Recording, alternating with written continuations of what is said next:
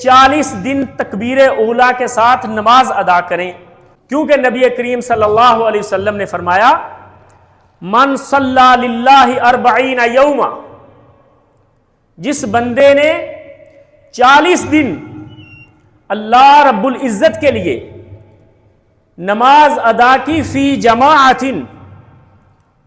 نماز با جماعت، یدرک التکبیرۃ الاولی، تکبیر اولا کو پاتا رہا۔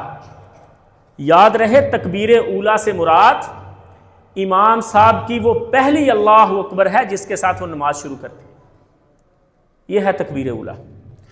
نبی کریم صلی اللہ علیہ وسلم نے فرمایا اس بندے کے لیے 2 اجر ہیں، کتب لہ براءتان، 2 قسم کی آزادی اس کے مقدر میں لکھ دی جاتی ہے۔